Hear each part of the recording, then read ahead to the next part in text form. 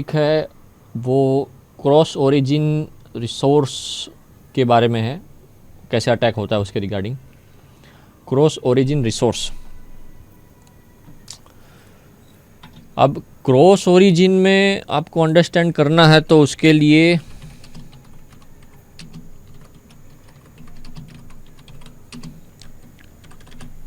Same origin क्या है ना, वो आपको पता होना चाहिए। सेम ओरिजिन क्या है, लाइक के अभी मेरे स्क्रीन पे ब्राउज़र के अंदर जैम बोर्ड चालू है, मैं अब इधर चालू कर रहा हूँ यूट्यूब, ठीक है, और मैं इधर चालू कर रहा हूँ इंस्टाग्राम,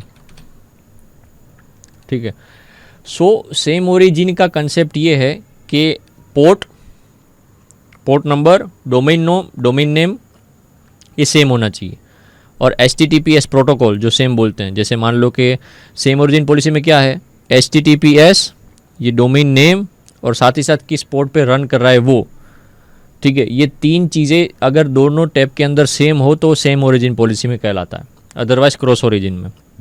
दूसरे तरीके से मैं समझाऊं तो कि एक SOP होता है जो ब्राउज़र के पास होता है कि जो टैब यहाँ पे जैम बोर्ड, यूट्यूब, इंस्टाग्राम है वो एक दूसरे में देख ना सके, ऐसा SOP होता है। यानी कि अगर मैं इंस्टाग्राम पे कुछ कर रहा हूँ, इंस्टाग्राम पे कुछ स्क्रॉल कर रहा हूँ, मैं मैसेज कर रहा हूँ, स्टोरी चेक कर रहा हूँ, तो वो यूट्यूब के पास वो डेटा नहीं जाना चाहिए। अगर गया तो वो क्रॉस ओरिजिन हुआ। और यूट्यूब पे मैं क्या सर्फिंग कर रहा हूँ, ठीक है ना, क्या देख रहा हूँ ये सब, ठीक है, तो ये इंस्टाग्राम टैब या जैम बोर्ड में नहीं जाना चाहिए, जैम बोर्ड के पास डेटा, जैम बोर्ड के पास नहीं जाना चाहिए, ठीक है ना, ये टैब में। तो उनके रिगार्डिंग जो ये कंसेप्ट जो है वो सेम ओरिजिन का और क्रॉस ओरिजिन का डिफरेंशिएट ये है, ठीक है ना, कि सेम एक पोर्ट पे मान लो अगर मैं इंस्टाग्राम पे हूँ, इधर इंस्टाग्राम पे हूँ, तो ये दोनों सेम ओरिजिन तब कहलाएंगे जब यहाँ पे HTTPS प्रोटोकॉल भी होगा, इधर भी HTTPS प्रोटोकॉल होगा, डोमेन नेम दोनों में सेम होगा और दोनों सेम पोर्ट पे रन कर रहे होंगे, अदरवाइज़ वो सेम नहीं है। अब यूट्यूब जो है, अब इंस्टाग्राम है, यहाँ का डेटा अगर इंस्टाग्राम पे जाता है और इंस्टाग्राम का डेटा यूट्यूब के पास जाता है कि भाई हाँ इस ब्राउज़र से ये सर्फिंग हो रहा है, तो ये क्रॉस ओरिजिन में आएगा, क्योंकि डेटा का प्रोटेक्शन पॉलिसी जो है SOP वो ब्राउज़र के पास रहता है, राइट। सो ये था क्रॉस ओरिजिन पॉलिसी का छोटा सा ब्रीफ।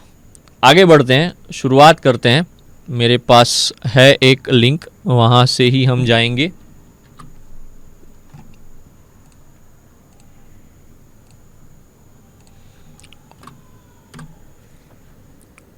और ये क्रॉस ओरिजिन रिसोर्स शेयरिंग क्या है ना, उसके रिगार्डिंग ये पोर्ट्स फिगर के अंदर अवेलेबल है। मैं मेरा पासवर्ड और यहाँ पे लॉगिन कर लेता हूँ सबसे पहले, और यहाँ पर मैंने एंट्री कर ली है, ठीक है।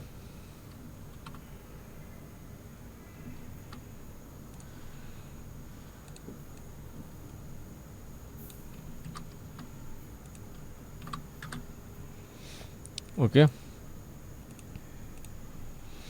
सो we will explain the what cross origin resource sharing. इसके रिगार्डिंग आपको यहाँ पे डिटेल में मिल जाएगा। सेम ओरिजिन पॉलिसी क्या है, रिट्राइव करने का, limit the ability for website interact with resource outside of the source domain, ठीक है, relaxation of the same origin policy, इसके रिगार्डिंग आपको यहाँ पे नॉलेज मिल जाएगा, आप यहाँ पे फॉलो कर सकते हो, राइट। इसके जो लैब है वो लैब ओपन करना है, ठीक है ना।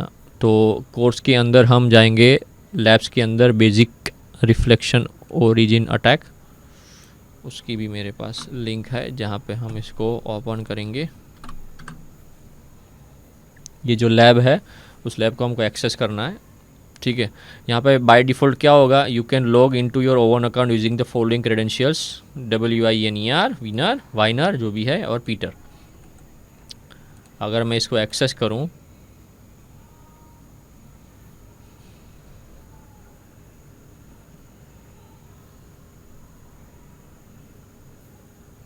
और माय अकाउंट में जाऊं, तो यहाँ पे यूज़र आईडी मुझे पासवर्ड डालना है WINER, और पासवर्ड के अंदर PETER, पीटर, और इसमें लॉगिन करता हूँ। तो ये जो मेरा API आया ना, ये API को एक स्टोर कर देना चाहिए एक तरीके से, ये API है हमारा, जो हम इसको स्टोर करके रखेंगे, काम लगेगा फ्यूचर में अगर इम्पोर्टेंस ज़रूरत पड़ी तो। ठीक है, अब दिक्कत ये है ना कि हम पहले बर्ब सूट ऑन करके इसका जो कंसेप्ट है ना वो सॉल्व करते हैं। सो बर्ब स्वीट और यहाँ पे हम आगे बढ़ेंगे, प्रोजेक्ट में जाएंगे और बर्ब को स्टार्ट कर देंगे, लेकिन उसके रिगार्डिंग हमको पहले प्रॉक्सी भी सेट करनी होगी, राइट। तो हम पहले प्रॉक्सी सेट कर लेते हैं, सेटिंग में जाके, सिस्टम में प्रॉक्सी सेटिंग में जाके और मैनुअल प्रॉक्सी को सेव कर देते हैं। सेव करने के बाद प्रॉक्सी मोड ऑन करेंगे और ये पेज एपीआई वाले पेज को रिफ़्रेश करेंगे।